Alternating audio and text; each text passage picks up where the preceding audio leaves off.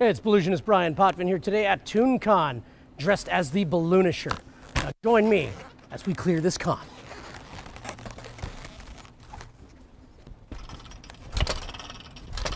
Okay, join me as we clear this con.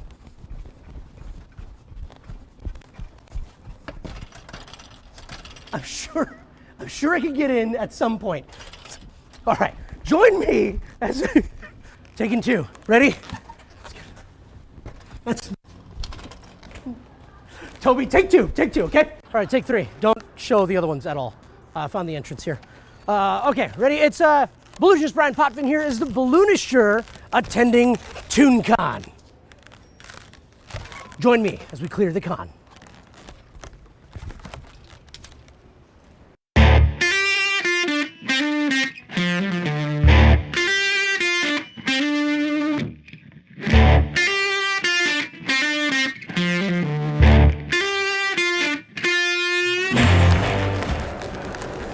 Excuse me, sir, I need a weapons check.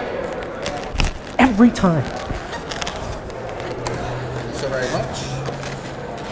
Seems legit. Thank you. All right, finally gonna make it in.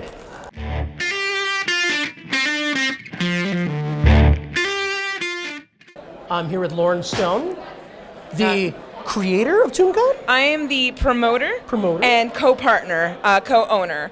It actually has an interesting story. Do you want me to tell you the story Please. of Tooncon? Okay, so Tooncon was something that had, it was a very small event that had happened at Frank & Sons, and it was run by two other gentlemen. My partner, Scott Zillner, was going to take over and kind of run it again with those guys.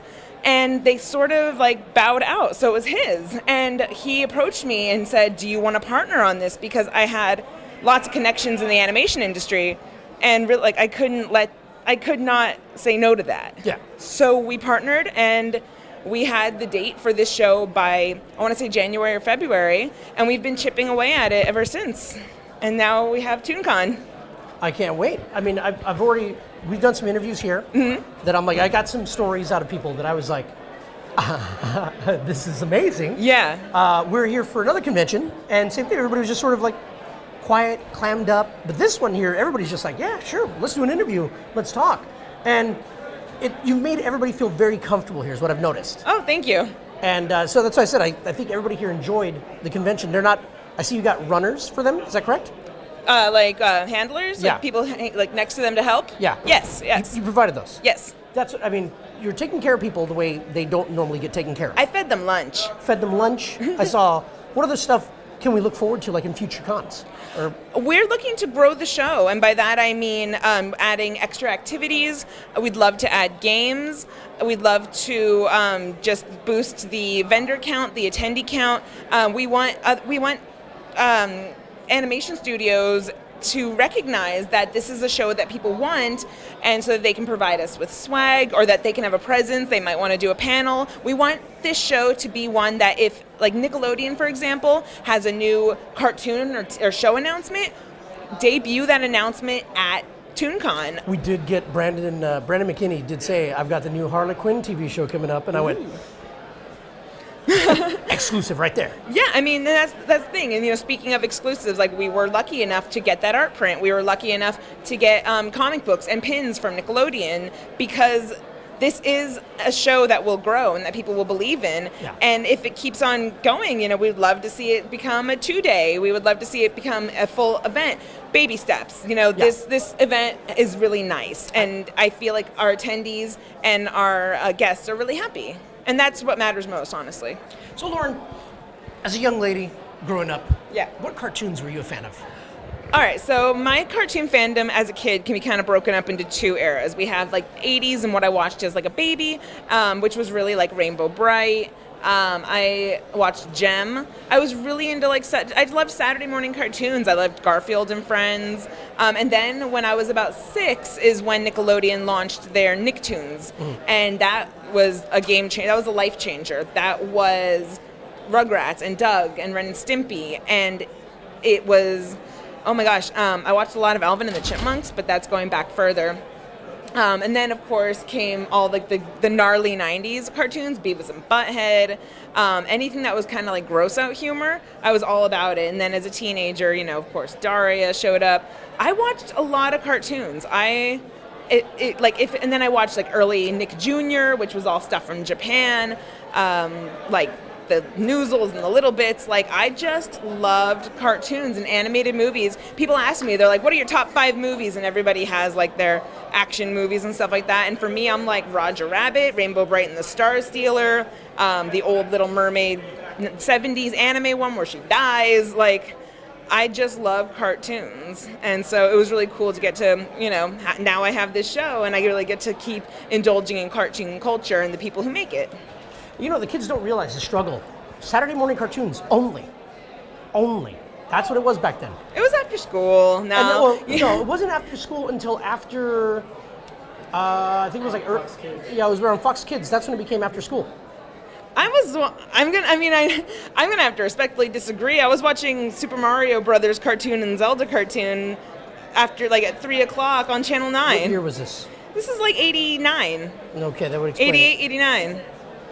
I was like, what year was this? Okay, so it was on Channel 9? Channel 9. Oh, that would explain it. And then Beetlejuice was in syndication, Channel 7. Beetlejuice, now, oh God, see, but I always thought Beetlejuice was on Nick. It wasn't, it was originally on prime time, like the regular TV show, channels? It was. I don't remember if it was it was on ABC. I don't remember. It had a big history. There were one of those. There were way more episodes of Beetlejuice than we realized. But and then of course, I have to agree with you. Yes, we get to the mid '90s, and then we're hitting like Animaniacs and Tiny Toons, and we're. So now I'm starting to realize, did my mother lie to me this entire time and tell me there were no more cartoons on? Just throw me outside? Yeah, Is that what happened here? Yeah, because there was the preschool blocks. That's the thing, is yes, we had our Saturday morning cartoons. We had Saturday morning cartoons, but then there was, those preschool blocks, Nick Jr., there was after school blocks, there was the Disney block with Tailspin and Chip and Dale's Rescue Rangers. I only remember Saturday morning and then Fox Kids, that's all I remember. Fox Kids was like 96, dude. Yeah. There was cartoons hella on TV. Was it 90? Okay, so King Koopa Troopa. And he would show the Mario Brothers cartoons. Yeah, that was like 4:00. I was after school, before dinner. Christ almighty. My life. My brain is trying to remember so hard. I know, it's like, what year was I'm trying to remember. What did I do that day? I came out. I was wearing a backpack. I'm 34 years old. What assignment was I working on at the time? I'm 34. I'm struggling right now. So, but I just know I watched a lot of cartoons and played a lot of video games. Okay, I'm trying to remember. So 86 for me was when I used to watch, Thundercats was on right off the bat.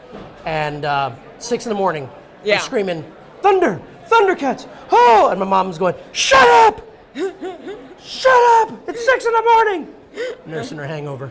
Oh, wah, wah, wah. We'll cut that part, or we won't. No, please don't. No. Keep that in. I don't know. Keep that in. Maybe not. I haven't decided yet. So, now, you've got kids. I do. And do you ever try to force cartoons onto them, or do you let her make her own decisions? Absolutely not. I do introduce. I have 2 kids. My boy is 6 and my daughter's 4, and I just let them do their thing. Like right now, they're both really into Captain Underpants because my son is reading the books at school. He's in first grade, so they're really into that. They were really into like Sophia the First. They actually watched the entire. That we were just talking about the Super Mario Brothers Super Show. Okay. My kids are really big Mario fans, so they're like, I want to watch a cartoon about Mario. I'm like, well, there's this from the 80s, give it a try. And they loved it, and they liked the Super Mario 3 cartoon and the Super Mario World cartoon. Yeah, the caveman, I don't get it. But, so no, I don't force anything on my kids. Like, some people are like, oh, I watched He-Man, so therefore my kids have to, like, oh my God. I love He-Man, don't get me wrong, but I would never expect my children to want to watch any old cartoon that I watched. They have their own taste. So my daughter's really into like DC Girls, and that's a current cartoon. Like I said, there's Captain Underpants, Sophia the First, random movies. They love, of course, Disney movies that are current, Zootopia, Moana, like that sort of thing. So I am very open with whatever they want to watch, but no, I don't push any of my weird stuff. Well, Lauren, we're looking forward to more cons? I mean, is this the only one you're going to take care of, or are you going to do another one yourself? No, actually, I have a small portfolio. Again, my business partner, Scott Zillner, he runs Power Morphicon. He's a partner in Pasadena Comic Con. He owns Robo Toy Fest and Japan World Heroes. As for myself, I have this is our shared show, Tooncon. I have Simi Valley Toy and Comic Fest. I have Ventura Toy and Comic Expo, which is May 3rd, 2020. And then I also own Megabit Game Expo, which is also in Simi Valley, and that's September 13th, 2020. So I have other shows on the horizon. Is it a struggle when you're planning a show? You're like, what other shows coming about? Yeah, what other shows, what? Like, what other, like, say if you have, what is it, PowerCon, you said? Power Morphicon? Power Morphicon. Okay, let's just say that across town there's VoltronCon, and they decided to have it at the same exact time. Like, is there a circuit, or is there like what do you look up? How do you plan a show? Well, you want to make sure that there's no competing event on your date, but they might pop up after you've announced Let's your wait date. until Lauren announces, and then yes, that's the day we're going to do it, Lauren. All you can do if it's a first-time show, you kind of have to appeal to the locals and be like, this one's for you, and you don't have to travel far. Like in Simi Valley, it's for the locals, so they don't have to travel far. For something else, it's like, well, for an established show, for like Power Morphicon, it's like, well, of course the people are going to come to Power Morphicon because it's the best Power Rangers fan event in the world. You're not going to get this anywhere else. So I don't care if there's a Comic-Con a couple towns over because you want to come here. Here's your Beaumont Con. Forget it. You're Keep over it. there. Yeah. Keep it with Power Morphicon. Yeah. Got it. I am spoiled here that I live near the Pasadena Convention Center, and I get to attend so many conventions that take place here. So I look forward to the Pasadena Comic Con. I've been meaning to come out for a while, but like Frankensons. Yeah. We're so spoiled with Frankensons and putting in their types of events. Yeah. I'm just glad everybody's sort of branching out and going. Yeah, no, it's fun, and Pasadena Comic Con's a good show. I can't wait. Well, Lauren, thank you so much for talking to us. Oh no, thank you. I appreciate it, guys. Thank you for coming to the show. Stay tuned.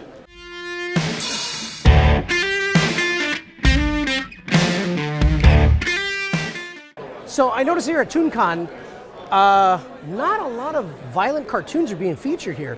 I mean, I know I'm dressed as a violent character, but I mean, I don't. Sorry, did you say violence? We're joined by the Joker. Check this out. How are you doing today? Fantastic. Yourself? So what attracted you to Tooncon? Tooncon. I mean, I'm based off one of the greatest villains in the comic animation industry. Correct. I love it. But yet you went with the Joaquin Phoenix version of Joker. Not Toon, but still one of the major representations, and his base character is a comic, so pretty much This is true. an overall Toon. Now, would you say you went more with the original Joker, Killing Joke style origin Joker? What was the Joaquin Phoenix character, do you think, based off of? The Joaquin Phoenix Joker was more based off not original story plot line, Okay. but more of a completely different arc, completely different, okay? Okay. The only thing that no spoilers here at all, sorry, is some of the specific characters involved in the movie of Joaquin Phoenix's Joker. Yeah. Todd Phillips, amazing director, but still an overall completely different storyline. I think if they would have gone with the Killing Joke style, maybe it would have been a little bit more corrupt, sinister, and overall evil. I mean, it looked sort of like it was just one bad day to push somebody over. But that's true. That's how, again, that's the main storyline. It only takes one bad day. Only it wasn't one bad day. This poor guy had a tortured life. Completely. Tortured life. Now, did it hit home for you? Did you feel like, I'm tortured? Not so much your mother kept you in a cage or was abused by the boyfriend or anything like that, but we all feel tortured in some way, don't we? Completely. And for me, it was a personalized movie because I've been a struggling entertainer since I was very little. Yeah. Okay? The fact that, like, I said, and I posted this years ago, I was like, one day I'm going to make the whole world laugh. The second they changed that, or like they reiterated and said it in the movie, I'm like, I need to see it. Just the struggle of an entertainer trying to make the world laugh. Yeah. I have to say it's my struggle myself. And that's why I have to go with the most personalized character ever. You look fantastic, I'll tell you that much. Likewise, Now, Mr. tell me, Punisher. So, what other characters influenced you growing up? Main characters that influenced me, Batty from Fern Gully. Okay. Robin Williams. Robin Williams was one of my comedic icons. Yeah. As a clown, but still laughter is the biggest key. Other main cartoon characters, Rocco Modern Life, something modern, but he's trying to live his life. Yeah. It's true to the story title. Okay, Timmy Turner. Okay. Oh yeah, we can all identify with Timmy Turner. He struggles with it. He's had villains, he had nemesis, and he has to overcome Bullies each and just- trouble. oh, yeah. Okay, I love Timmy Turner. If we only had a Fairly Odd Parents, right? Or Okay, Godparents. it would make life easier. So much easier. Okay. What other stuff you got going on? Other stuff, as in, Well, just like you're here, you're at Tooncon. What are you looking forward to seeing? speaking of Timmy Turner, I was shocked. I was just walking by, and this guy came up to me like, dude, can I take a picture with you? And it took me like a hot second, like, it's Butch Hartman. That's cool. And like, Butch Hartman asked me for a picture. I was going to ask him for one. I know, right? Okay, and then that just blew my mind. I got to meet some of the voice actors. Eric is here as well. He's one of the main voices for the new Looney Tunes show, Daffy Duck, okay? And one of the voices of Marvin Martian. Another great comedy duo, which I loved seeing his cartoons. You know, we were talking about violence earlier, and how violence has sort of been watered down now. Completely. I mean, take like SpongeBob. SpongeBob's not really a violent cartoon. No. There's a lot of undertones, but not so much violence. But I mean, Looney Tunes, man, Tom and Jerry, just The best. The best. I mean, But then it's frowned upon now. I'm like, Yeah. that was the best violence in a kid's show. yeah. I struggle with happens. this with my own daughter. My daughter, I'll be watching a cartoon, and she'll say, "Daddy, is that real?" And I'm like, now I remember when kids. When kids were hurting each other because of something they saw on Tom and Jerry or something they saw in a TV show, I would think to myself, like, what kind of kid didn't know that this is a cartoon? What kind of kid didn't was know real. that it wasn't real? And then now my daughter's asking me, is this real? And I'm like, oh, some kids need to be told it's not real. Apparently. Here I am walking around thinking, like, they need better upbringing. And I'm like, Coming from a guy holding a balloon gun. this is true. They need better upbringing. I agree 100%. Oops. But no, I have to explain to her all the time. Watching movies, watching cartoons, I have to tell her, no, this is movie magic. I call it movie magic. Cartoon magic. Yeah. Did you see Spider-Man Into the Spider-Verse? Loved it. So there was a scene in there where my daughter was like, I want to go, and it was when the Prowler appeared.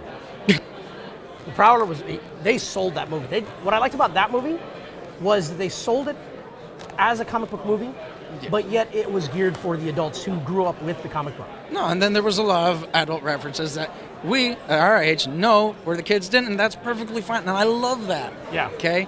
Plus, the multiple styles of art and animation and illustration just blew my mind that all that collaborated on one major movie, Yeah. and it was a smash. I loved it. It was fantastic. Okay? So, well, thank you so much for talking to us today. I'm happy. Enjoy the rest of your con. Okay? Likewise, you, as carefully say, choose your victims wisely. As for me, I have no preference. Look who I found. It's Ron Oster of Tim and Eric. Great job. Ta-da! In the house. What brings you today? I'll tell you what brings me today, just the fascination of it all. I mean, we are into this. I have my PR rep present, London, and she's here someplace. One of the best PR reps around. Hey, she's one of the best there is for anybody that's into a market for getting some good PR. Give her a call. And, of course, I couldn't help but find our baby bro here, and I had to get in on some of his action. He was nice enough to invite me to do a little quick, what is this, a YouTube video shoot? YouTube video. Yeah, we're having a blast here, and she drags me to all these cons. Of course, I got to be there anyway. I got to sign an autograph, take a picture, and I was whatnot. glad we were able to pry you away from the fans. Well, you know what?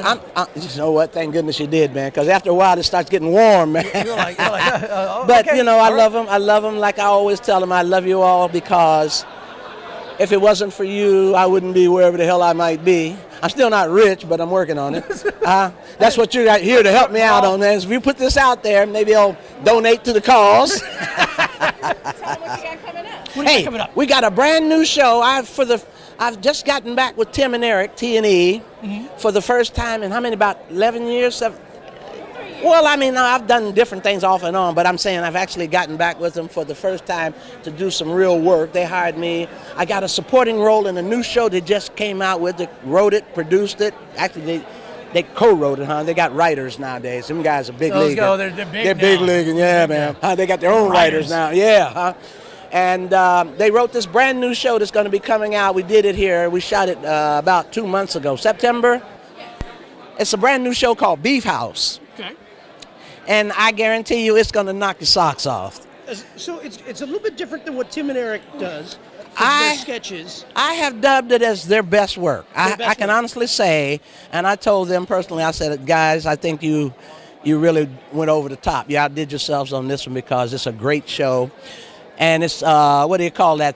A series, a sitcom. It's a sitcom. Okay, so that's what I was going to ask. I Is called a it, sitcom? yes, and I coined it a combination of 2.5 Men Okay. and Golden Girls.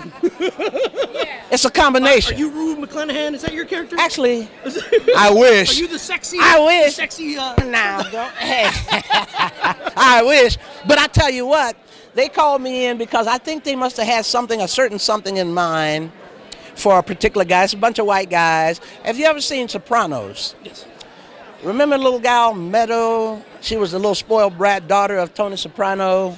No, not for quite some Well, time. I'm sure there are a lot of Jamie Lynn Sigler. She's going to be the wife of Eric. Okay. And then we've got, let's see, there's Tim.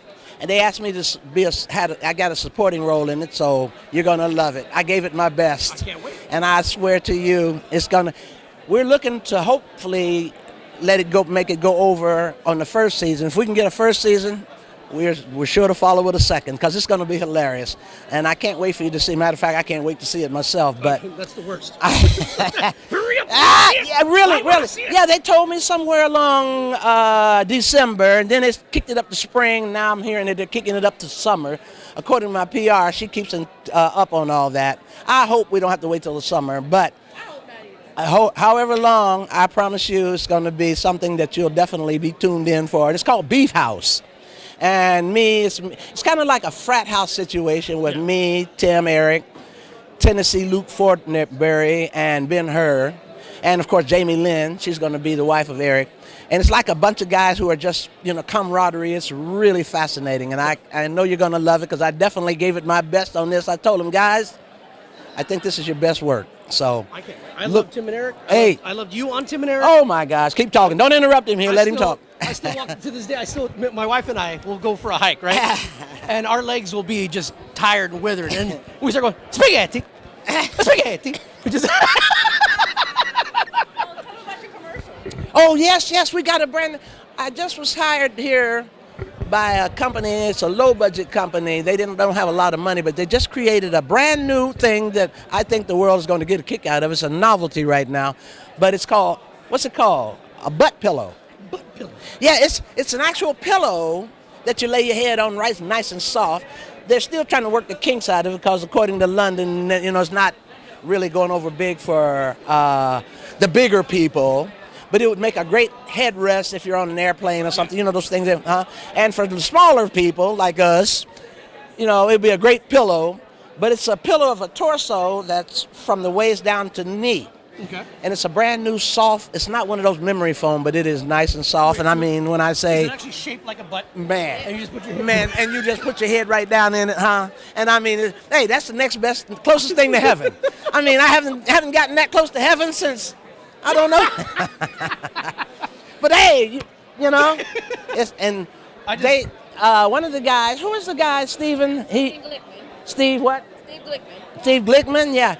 I understand he played on, I met him, he's one of our fans like yourself, one of the fans of Pierre.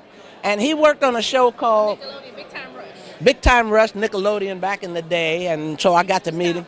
Yeah, right. And he's the one that's doing the shoot and the promo for this company that's making this pillow. Yeah. So hopefully he called me in, and then they hired us to do a quick little skit, and they got other little skits to sort of promote this pillow. Yeah. But I'm thinking this is going to really go over well because, like I said, there it is. There it is. Okay, that's the butt pillow right there. That's the butt pillow. Oh man, hey, you put your head in there and you sleep. You sleep like a. You couldn't wake me. Put your head. He's dead. He's dead. He died, huh? I mean, hey, that's the next thing. You couldn't be sleeping in anything soft if you had a newborn baby in your hands. You know what I'm saying? Huh? Like sleeping like a newborn baby. So yeah, we're promoting that. So put the word out there. See if we can get more sales on it because butt pillow. There you go. Buttress pillow. Yeah. And it's a new company and they're designing and they're manufacturing this thing. If it goes big, you know what I mean. Of course, I'll get a little cut of the action. You get a little cut of the action, and we'll all get a little cut of the action. As I sleep. as I sleep like a newborn baby, huh? I would have loved to have been in the pitch meeting. Hey, Guys, hey. I got this idea. All right, wait. Before you go, just pull out the wallets. And get out the checkbooks. No, but It's of course. called the buttress pillow. Or commonly known as a butt pillow. Butt pillow. Let's see you bury your head in that. This one's got stains on it. Hey, listen. yeah. As a matter of fact, I was eating peanut butter jelly. That's all. is that what that was? I was resting my arms. I don't know what you guys are thinking about. Resting my arms on the butt pillow. Yeah. Well, look up. Are they on Facebook yet? They're on. Facebook, Instagram. Yeah. Look them up. Sure, we'll find it. Look them up on Facebook. Yeah, like I said, and then give them a little promo, give them a little shout out there. That'll help their sales because, like I said, they're a new company. Just came up with the idea, and they got to work kinks out. Like I said, they got to make them bigger for the bigger folk. You know what I mean? Because, for me, it's perfect. But, they're working kinks out, and like I said, they're a small company, and they're on the rise. It's going to be a novelty. That's what I call it, a novelty. So, Now, if you don't mind, I want to get back to your career real quick. So, how did you end up on the Tim and Eric show? people ask me that from time to time. I love telling the story. It's not really a long story, but I try to sort of condense it by saying, I submit my resume, or in the business, it's like getting a job. You know what I mean? You put they got want ads. We need this. We need that. I always say, one thing about this industry, they don't discriminate, which is a good thing. I mean, but they're serious about the craft. And the way it works is, if they say we need a midget, I think it's safe to assume I'd be wasting their time. You know what I mean? But now if they need a studly, handsome, I'm your man. Well, they called me in. I submitted my portfolio. They called me in because Tim and Eric look for quirky things. Yes. Before they called me in for the audition, I didn't even know. I had not a clue who the hell they were. Okay. Most people did. Okay, right. But they're big leaguing now, though. Big leaguing now. But back in the day. Back in the day, yeah. So I go in to do, and they call me up, and I'm looking for a job. They're looking for a worker. Yeah. I go in. They call me in. I go in and do the audition. They put the script in my hand. I look at the script, and I'm thinking, what the hell is this? Yeah. I'm going to stand with this other man and just sing. You want me to do what? Am I singing a good song? Well, evidently, see, like I said, they look for quirky. Yeah. And I guess they must have seen some quirk in there somewhere. So I'm thinking, Did okay. you walk in wearing the Balloonisher suit? No. Okay. They created that character. They created Pierre. And as a matter of fact, when they told me we want you to do that role, the first thing I had to do, any actor has to become the part. Yeah. That means you got to step out of body and find yourself and then find out who it is that they want. They sort of gave me an idea of what they wanted, and I decided, okay, I'm just going to put Ron into it. I'm Ron from who I am, because I'm from the old school. I'm OG and player and the whole 9 yards. So I'm just going to put be that character, And it turned out to be Pierre. And little did I know the world would fall in love with this guy named Pierre. So I figured, okay, well, let's take it all the way. You know what I mean? So Pierre was born. And in this new show, Pierre's not going to be there. You'll know me as, that's Pierre, but in this show, I'm Ron. Like in this show, everybody's their real name. There's Tim, and there's Eric, and who they call Jamie Lee and Megger. But then there's Ben-Hur, and then there's Tennessee Luke, and then there's Ron. Okay, so I'm Ron in this new show, but I'll always be the ever-loving Pierre, the beloved Pierre, you know what I'm saying? So I don't know if we'll be doing Pierre again. But people still seem to know Pierre, and they take to him. They seem to love Pierre. So I'll always be Ron Pierre.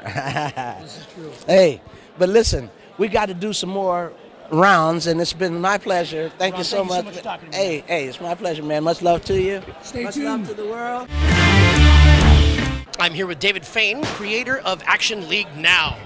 Many of us as kids play with action figures and think one day this is going to make a living, but you actually pulled it off. How did you do this? Well, first I have to correct you. I'm not the creator of Action League. I was a writer, director, and animator on the show, but the show existed before I came on board of it. It's something that I think they looked at action figures and said, let's make a show that's like a kid playing with his action figures, only you don't see the kid ever. I remember watching it going, this is great. Why am I not doing this? So, where's that guy at? Which guy?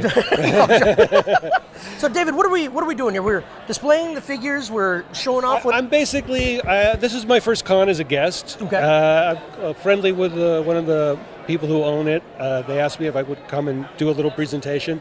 I work in animation myself. Not in stop motion anymore. I've been working as an animatic editor for the last 10 years on a variety of things, Transformers. I just finished up the new Rocketeer reboot for Disney Junior. Okay. Just started airing. Please watch it, everybody. I want to get a second season. And I just came out to kind of meet the fans and see who would show up, actually, because this is a 20-year-old property, and it never got out on DVD. It wasn't on YouTube until quite recently. I mean, I checked before the show. The episodes are there now, so hopefully a new generation will discover it. But yeah, I just came out to kind of bring the dolls out and see who would show up and chat with them. So, are the dolls like in a library at home? Like, I got to check these out? Well, hopefully the statute of limitations has ended, because these are all sort of, things we absconded with from the set at the end of the run.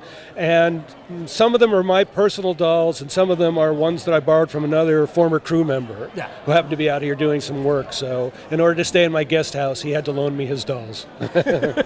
Now, Transformers, let's talk about that. Okay. So, you did animation, you never actually met some of the actors, is that correct? Well, it depends. When I work as a director, sometimes you'll go into the record sessions and you'll actually direct them.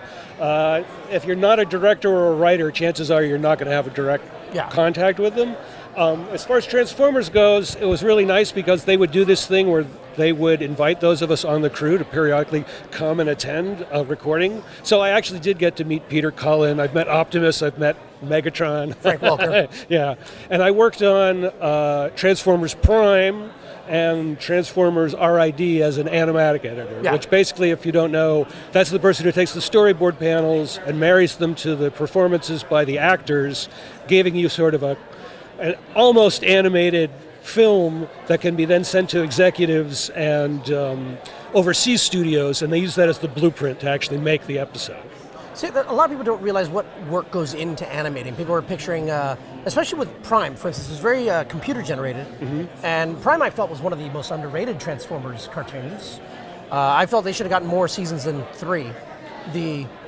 But tell us, what were some of the highlights, lowlights? Well, first of all, I have to say that the guy who ran the production, Jeff Klein, was the best guy to work for, and I would give him, a lot of credit for why that show was as good as it was. Yeah. I have to say, after Action League, Prime is my favorite show to ever work on because it had real drama. It had it was a little darker than most Transformers, and it had stakes. Characters could die.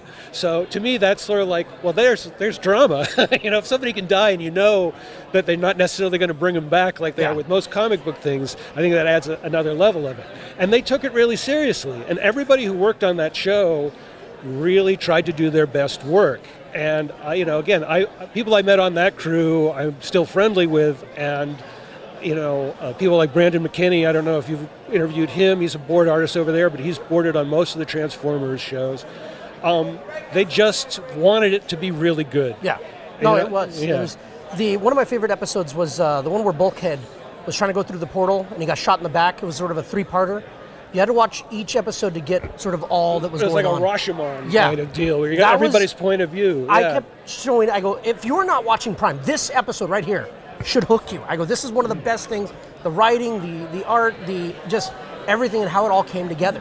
I mean, now, were you in the writers' meeting for that, or did you, how did that come about? Well, those, again, I was in a sort of a different setup. The writers are really in sort of the pre-production mode, so, they do their heavy lifting up front, and then once I'm involved in it, chances are they're on to, 6 episodes past where I am. I picture the room being like, okay, listen to me, artists. This is what's going to happen. We're going to have a very serious episode. Don't screw this up.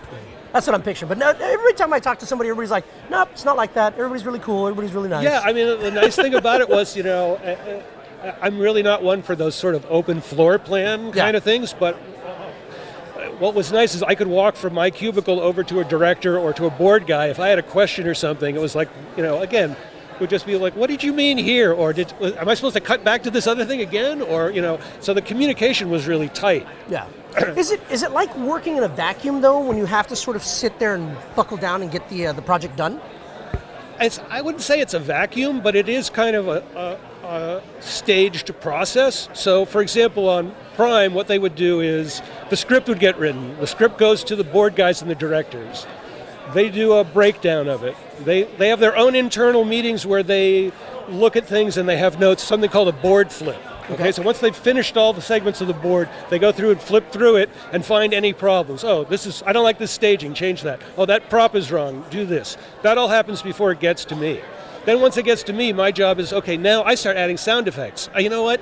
This thing is sitting here, it's kind of dead. We need some jazzy music to make it happen. Or, we need a really cool engine sound here. And so my job at that point is to kind of sell it to the next group of people who come and look at it. And again, it's sort of twofold. One is to sell it to the executive class who may not be so familiar with what a thing looks like before it's animated. Try and get them to fill in the gaps in their mind of the story and all that. And the other is for the overseas studio, because literally this is them opening up a package it's got character designs, it's got props, it's got backgrounds, and it has this animatic thing that's telling them the timing is like this. Or it's, this is our idea of what the timing should be like. This is your starting point. Yeah. And then it becomes a back and forth between that studio and the main studio in terms of, this crazy camera move you guys drew is going to cost us 20 hours in rendering, so we'd rather do a less crazy move, okay? And then they go in and modify things or do whatever they have. Or somebody from legal calls up and says,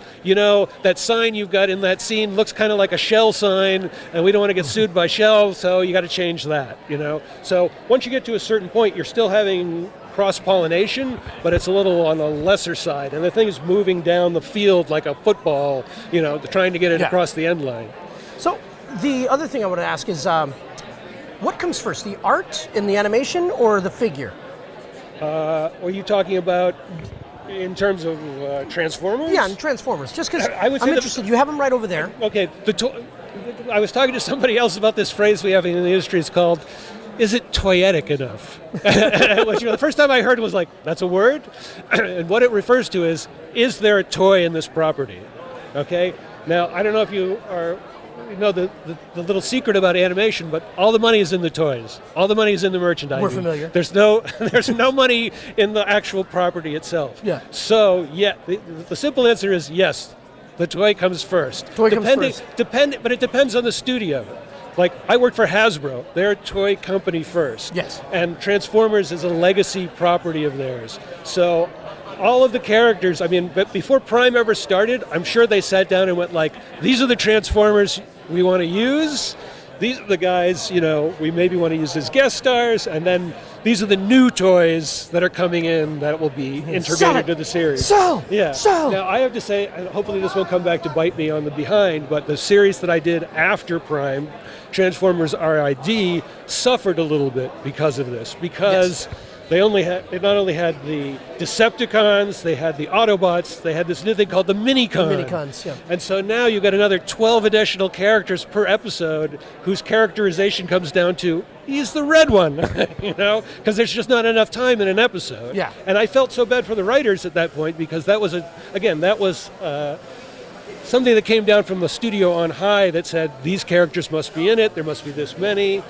I'll give you another example. I got a note one time, we had an episode that was long, and I wanted to cut a shot of a character in vehicle mode driving into this citadel. And I said, well, look, he shows up at the citadel later, we know he's there, why do we have to show him driving? And they said, this is the only moment in the episode he's in vehicle mode, and the toy must be shown in vehicle mode.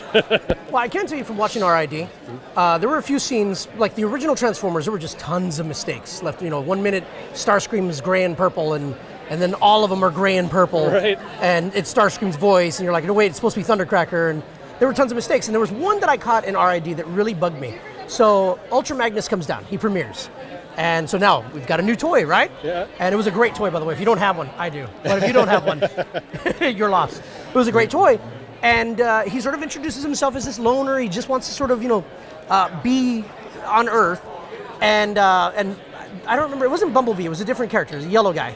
Hotshot was his name. Okay. Hotshot was like, hey, we got to give Ultra Magnus a chance. He's a great character. Leave him alone. Blah blah blah. So the following episode, Ultra Magnus is driving through town in vehicle mode, and he's carrying other cars. And then Hotshot goes, "What are you doing here, Ultra Magnus? Get out of here! We don't want your kind around here." And I'm like, didn't they just have him saying like we should give Ultra Magnus? He was on his side a minute ago. Yeah, I was like, what happened between that episode and this? Well, it might be that there was a scene that got cut that would explain that. But usually they're pretty good, about covering their tracks. Yeah. I mean, there's an episode of Action League where Bill the Lab Guy's daughter gets kidnapped by this giant baby, and he grabs her, and we did a shot, and we realized after the fact 2 days later that Corky didn't have any shoes on. So from that moment on, we were like, how did her shoes come off? So we literally did a shot where he grabs her and you show the ground and her shoes fall off. And the only reason we did that was to cover our asses in terms of continuity. I do love when they do that in TV shows. Like It's Sunny in Philadelphia. You ever watch that? Mm-hmm. There was one where this character by the name of Mac, he was overweight. And they never once explained why he was overweight this whole season. And at the very end, they explained why he was overweight. And you're like, those bastards. So it's always an in-joke almost, yeah. Well, David, thank you so much for talking to us. Sure. I'm here to say a big thank you to Brandon McKinney for drawing, storyboarding, Transformers, Prime, Robots in Disguise. Give us some of the other rundowns. What else have you worked on here, Brandon? Oh, geez. Well, my first animation job was on Batman Beyond. Okay. Then Static Shock, Justice League Unlimited. The thank yous are just going to continue. I'm just Right? going to keep saying thank you. Lots of Warner Brothers properties. The biggest one now, the first 2 seasons of the new Harley Quinn animated show, which premieres at the end of this month, November 2019. Right. Tuning in. What channel? That's going to be on the DC Universe app. Oh, Journals DC. Making us get that app. This show alone is going to be worth getting the app, but they have other great shows, Doom Patrol, Titans. You get all the, DC comic book run, so it's worth its weight in gold. I keep looking for drama in everything that I do. I don't know, it's probably just me. I keep picturing, whenever I meet a storyboard artist or a comic book artist, I picture like a J. Jonah Jameson type character looming over you going, get it done, get it done. Now, is that really what happens, or is it just you beating yourself up? I'm my own J. Jonah, because in order to continue working as a story artist, you can't be missing your deadlines very much, or, you're not going to get the next job. This is true. So, over the years, I've had to learn to discipline myself to get a certain number of panels drawn each day, break up the big project into manageable chunks, and find inspiration in everything you do.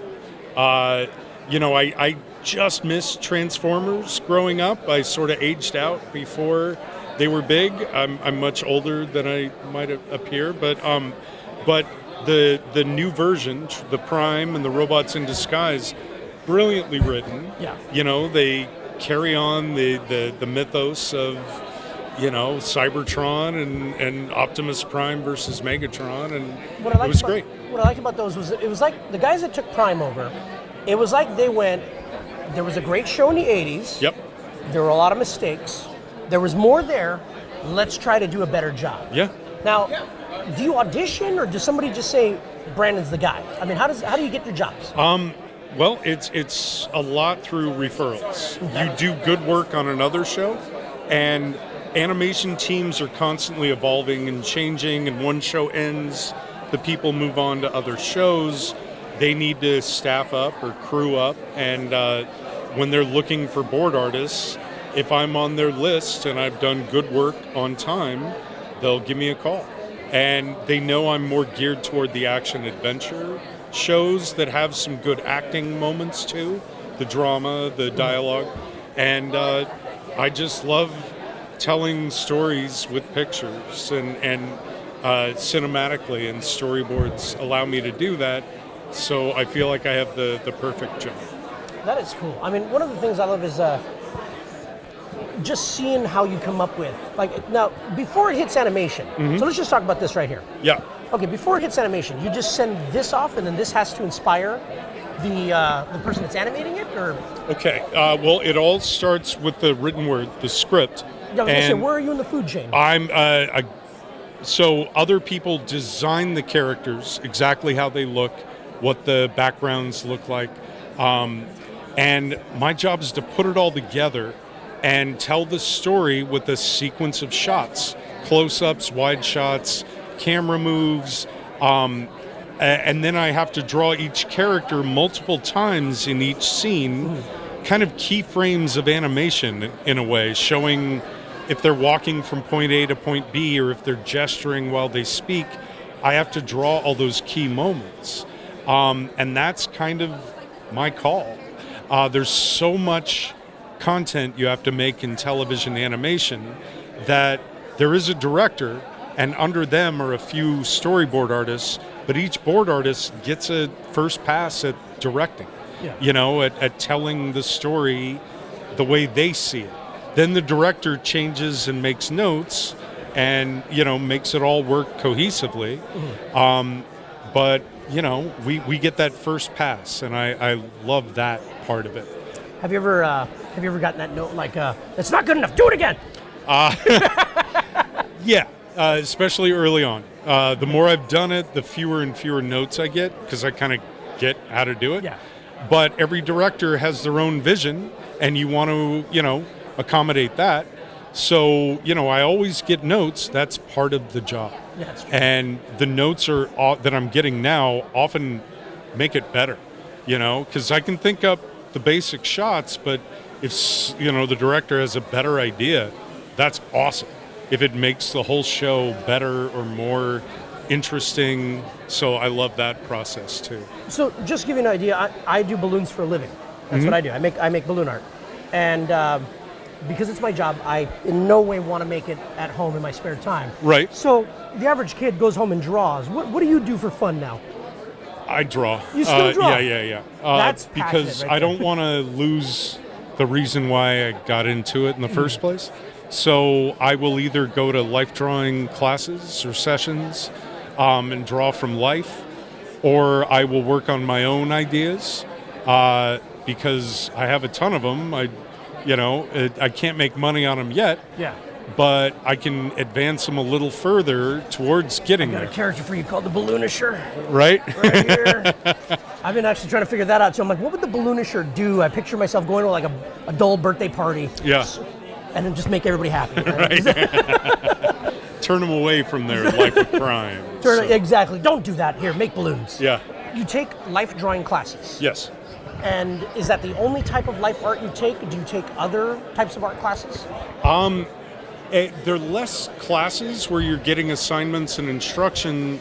They're more, everybody comes together in a studio. There's a model who will get into a variety of poses, or more than one model. I consider it more like going to the gym. Okay. So if you're an athlete, if you play football, Yeah. you work out and you train and you practice during the season, but then when you're not playing, you don't just quit, and then start up again when the season, you need regular maintenance. And so that's what I look at the life drawing as, just to keep, so I don't get locked into one style or one type of job. Yeah. The life drawing lets me expand and do art for me more than just doing the assignment I'm given at work, which I will enjoy. I love, everything I've worked on so far, and the fact I can make a living doing that is pretty great, but I still want to draw for me and get better, Now, do you get to the point where people say, oh, well, Brandon, I don't know, family members, Brandon's an artist. Brandon, come over and do the kid's birthday party, do some caricatures. Do you ever get that? I've done caricatures for my own kids' birthday parties, and that's great. It's something I can contribute.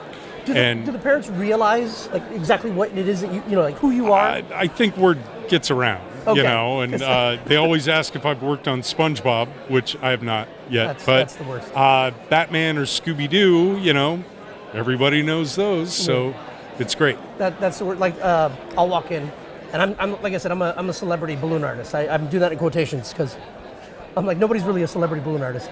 But I walk in and I'll make balloons for the kids in my daughter's class. Yes. And the parents are like, oh, that's so cute, thank you. And I'm like, do you have any idea who I am? Do you know who I am? Yeah. I don't actually say that. It's just me internally doing that. Sure. But yeah, I'm just like, do you have any idea how much people pay me to make these creations? And I'm just handing them to your child. Right. Because she knows my daughter. You know. Wow. I would love to. How old are your kids? Well, I have 4, 9, 10, 16, and 17. Darn it! I was hoping we'd get invited to a birthday party. My daughter's 4. We're gonna sit there. Brian, what are you doing? I'm waiting for Brandon to start drawing caricatures. Right. Well, Brandon, thank you so much for talking to me today. You bet. It has been a blast. Once again, thank you for all the stuff you put out there. I can't wait for this Harley Quinn series to appear on DC Universe. DC Universe. Yeah. We are here with James Mathis III, voice of Black Panther. Now, James, how did Black Panther land in your lap? By way of audition, just like auditions for every other role. I was grateful to be able to put everything I had into it and get the job. Now, were there other people there that you felt like, man, this guy could get it? Well, with respect to voiceover auditioning, we're independent of all others. So I submitted my first audition without knowing who else was submitting their audition. Oh, I see what you're saying. So it sort of takes the pressure off. Yeah, I mean, at the callback, there are times where you do get to see the competition, as the case might be. Okay. But not in my case. I think I might have been staggered with other roles that were auditioning, so I didn't get to see who my competition was. I mean, could you imagine Kevin Michael Richardson being Black Panther? Of course. I can imagine Phil Lamar being Black Panther, Keith David, Bumper Robinson, Oh, yeah. Kari Payton. I mean, but you managed to get it, and now your voice is iconic. With the Avengers and Black Panther, I mean, I know kids that, they don't know who you are specifically, but they hear the voice, they go, that's Black Panther. Yeah, and such is the nature of voiceover. You know, I mean, most of us are known for our voices and not necessarily our pretty faces. This is true. But, a lot of poor but, voiceover actors. A lot of us can wear both hats, you know, and that's okay. I don't mind. I think some voice actors enjoy the anonymity that being a voice actor allows them. They don't want a lot of the adulation. Do you want to go out for more on-camera stuff, or do you just stick to voiceover? I'm an actor. As they say, the play's the thing. Yes. So if the play is in the amphitheater, or if it's in the sandbox, or if it's at a microphone, I just want to play. Put me in, coach. Put me in. Yeah. So, as a kid, did you always want to be a voiceover, or did you mainly heavily go after the acting? Did you want? I mean, what were your hopes and dreams as a kid? When I was a kid, I was not interested in voiceover. Unless you told me that voiceover was trying to fool people on the other end of the line. I wanted to be an actor. I did enjoy acting. Most of us, our introduction is in school theater or community theater, and so that's how I got my introduction to acting. It was school theater, and I enjoyed it. I enjoyed creating characters and then ultimately portraying them, you know, for an audience. Now, did you have any cartoons when you were growing up? Did you like look forward to Looney Tunes, some of the other stuff? Oh yeah, I was an action figure sort, so I watched a lot of wrestling, not necessarily the cartoons, but you know, I watched He-Man quite a bit. There weren't a lot of cartoons that had black characters, nor were there cartoons that featured black lives. Yeah. So I can't say that I looked to animation as a reflection of my life, but I was able to appreciate it just as, you know, animation. So what were some of the things you looked forward to as a kid? I mean, other than, I know I liked to play tag when I was a kid. I mean, what were some of the other things that would say shaped you to grow, to be the person you are? I was the athletic sort as a child. I wanted to go outside and run. If you wanted to race, we could go race any time of day, sewer to sewer, from corner to corner. I liked playing football. Most things that were athletic, I enjoyed doing those things. I enjoyed experimenting, science experiments. You know, I had a little microscope. I did those things. Spent a lot of time with family. You know, I grew up in a large, extended family. So those were the types of things I did. I mean, a lot of my friends were also family members. You know, when you have cousins for days, you're all right. You're all right. Very cool. Mm-hmm. I mean, did you have the same rule I did? When the lights came on, you had to go home? Yeah, pretty much. Pretty much, yeah. There were certain days where I could hear my mom's voice bellowing, "Get home!" I'm like, oh yeah, I didn't want to hear that. Yeah. My mom, you know, if I'm T'Challa of animation, my mom was the queen of all all there is to be if she needed to be heard, man. Yeah. I could hear my mom from 2 blocks away. Still. Wait, I think.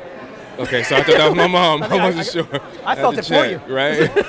For real. Well, James, thank you so much for talking to us today. Thank you. Thanks for taking a moment to chat with a brother. Stay tuned. I am here with one of my favorite voiceover actors, Mike Bell. He Mike, says that to everybody.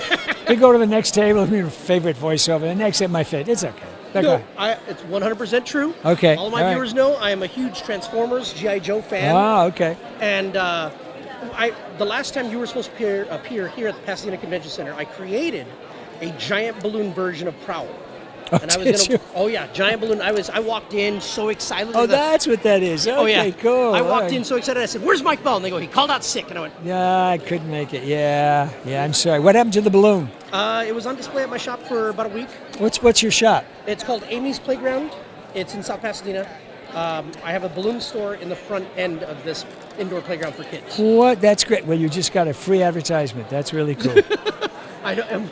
I'm supposed to be interviewing you. You're not supposed to interview me. No, What's that's going on here?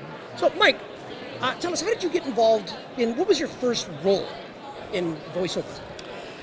Oh, golly, my first role. It might have been Oliver Twist in The Artful Dodger. I played the Artful Dodger for Hanna-Barbera, where I had to sing, which was such a mistake.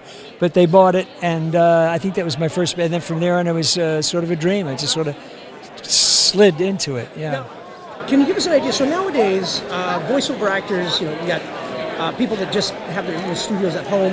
They record it. They send in their tapes, their audios. What was it like for you back then? I mean, did you pound on doors and just say, "Listen to my voice"? Well, what you did was you made a tape. Nowadays, you don't make a tape. You do an MP3 and you send it off to a prospective agent, and you hope that you do whatever it is you do.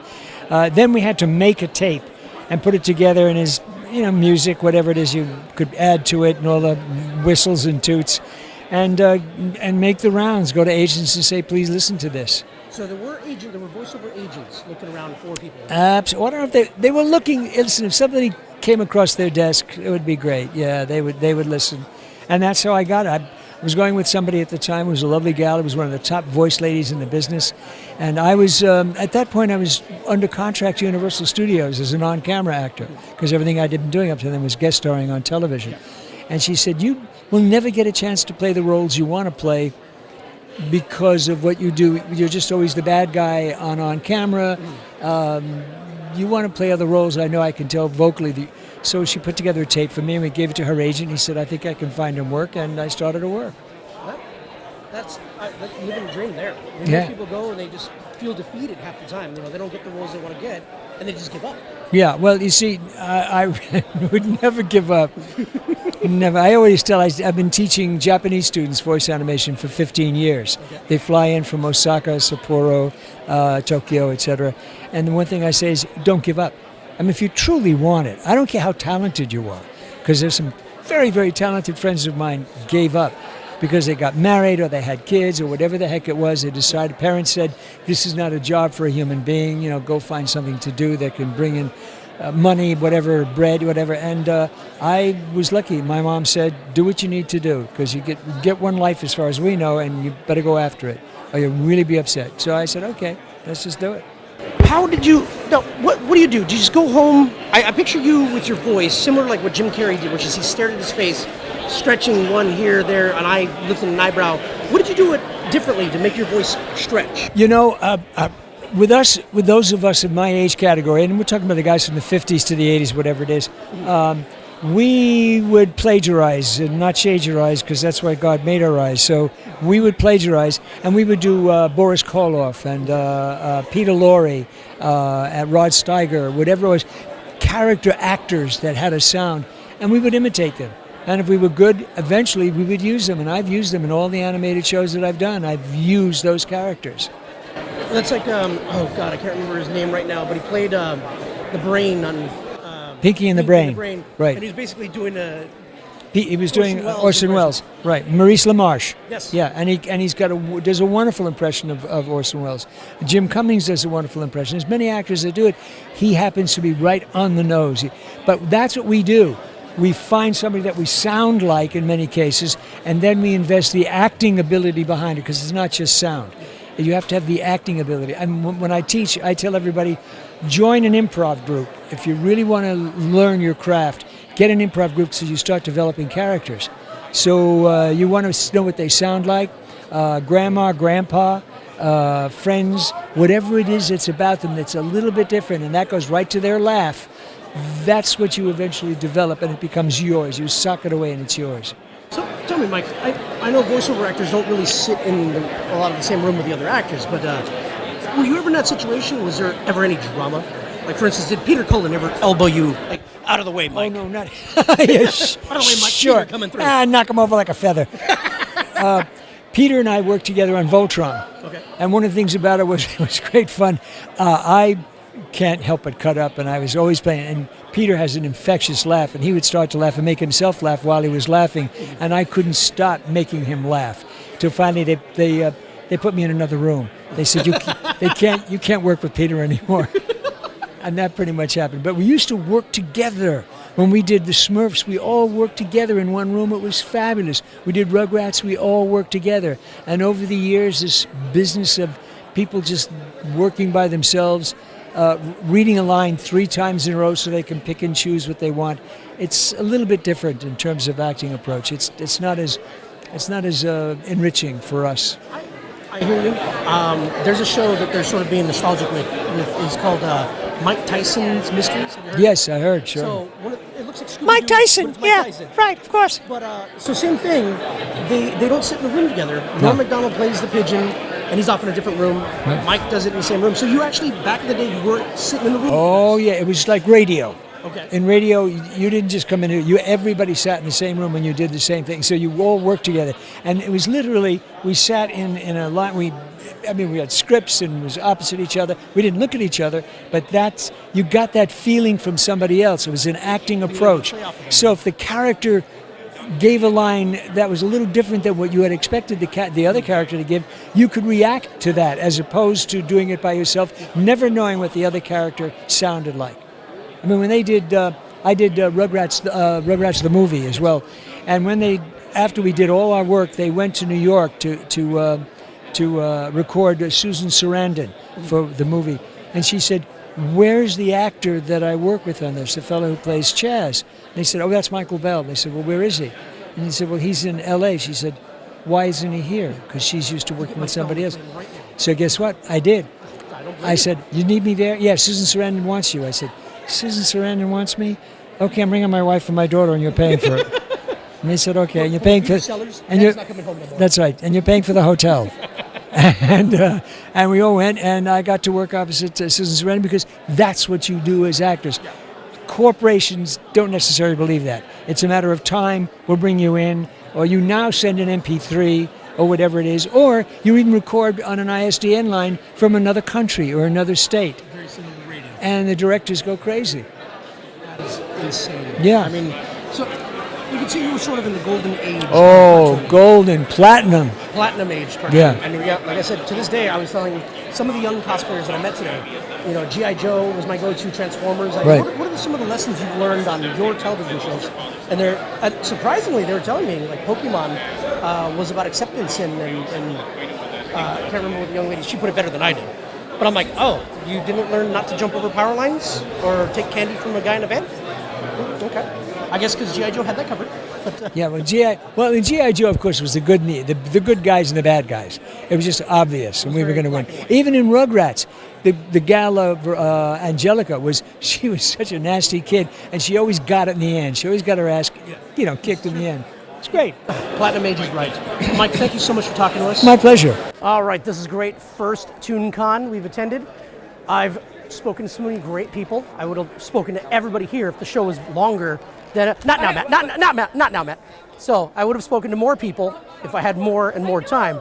But the viewers want a very small, concise show. So that's what we're going to give you. What we've learned here, it's the first one. It's just going to grow bigger and better from now. It was a very intimate setting.